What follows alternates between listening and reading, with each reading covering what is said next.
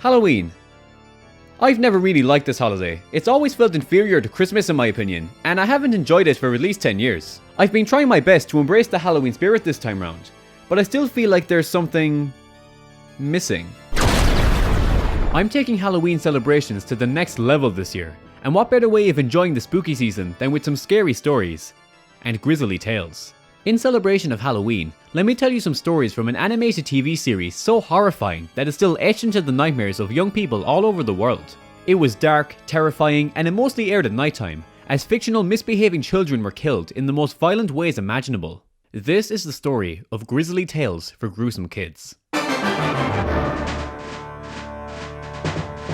The year is 2007, and I'm a kid staying up past my bedtime to watch TV. Nickelodeon has stopped airing my favorite shows, and a completely different type of content is dominating their nighttime schedule. This was a series so frightening that it almost felt like a punishment for children who stayed up too late. When this show started, it meant that cartoons were finished for the day, and it was time for me to switch off the TV and go to bed to avoid lifelong trauma. But sometimes, my curiosity would get the better of me, and I would stay downstairs to watch some of the most unnerving content ever broadcast on television.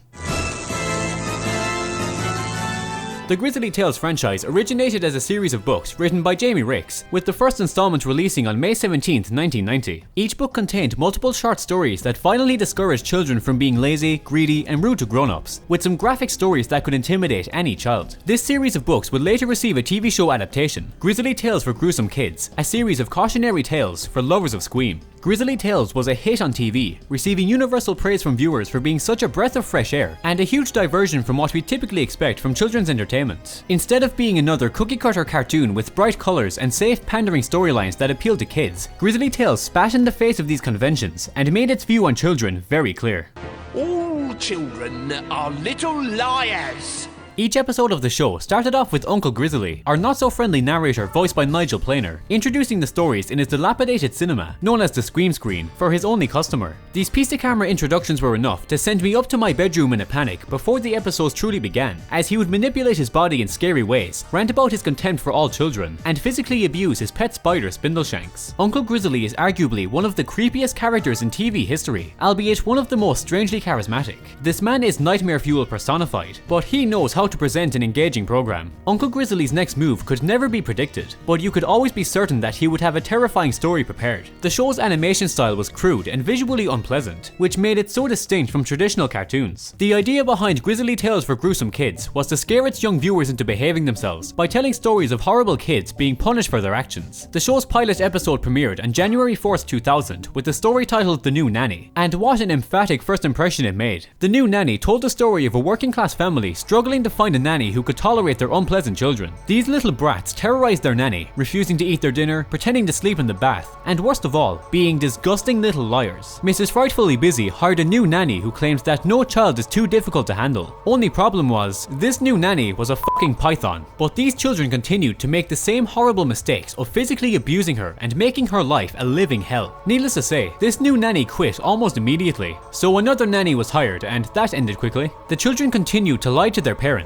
claiming that they were abused by each and every nanny. But these gruesome little kids would eventually get a taste of their own medicine when the final new nanny was hired, as they were eaten alive and turned into alligator eggs. But the story doesn't end there, because the kids were freed by their parents and their original nanny was rehired. So happy ending? Absolutely not. The kids noticed that their nanny's bags were made out of snake and alligator skin, and one bag looked like a spider. The fate of these children is open to interpretation, but it's reasonable to assume that this was their last day on Earth.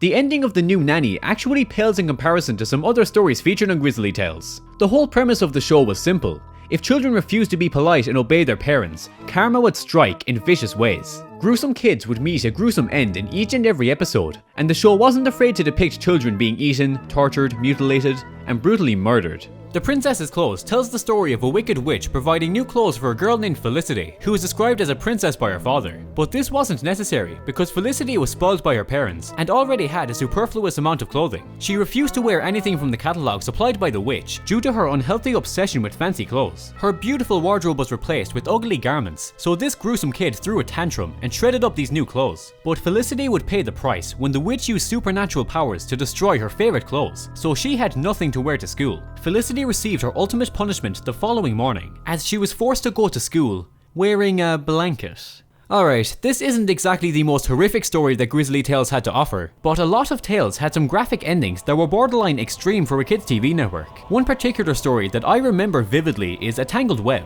where a boy named Nigel collected, tortured, and killed innocent little spiders. His most vicious act was when he captured and murdered a pregnant spider and sent her corpse to the local dump. But thousands of dead spiders emerged from her cold, lifeless body, teaming up to become a deadly army of ghost spiders. And of course, they sought revenge on that gruesome kid. Nigel slept that night with his mouth wide open, and the army of ghost spiders entered his mouth one by one. The spiders treated Nigel's insides as their new home and built webs around his ribs, causing Nigel to cough up spiders and suffocate. The story ends with this spine-chilling visual, and it's implied that the spiders continued to torture Nigel and possibly killed him from inside. Grizzly Tales for Gruesome Kids has countless other stories with equally outlandish endings, so there isn't enough time for me to describe them all in detail. An unhealthy child who ate too much junk food was turned into a cheese and onion crisp, left in a fridge by his mother, and completely forgotten about. A greedy child tried to make money by pretending that a stray tomcat was a missing cat from a poster, and was then devoured by a tiger. And a lazy child who spent too much time daydreaming was fucking decapitated. These stories may come across as gratuitous and too violent for children, but despite the show being so dark and frightening, it was hilariously absurd. Every tale strived to teach children a valuable lesson, even if the presentation was, for lack of a better word, extreme.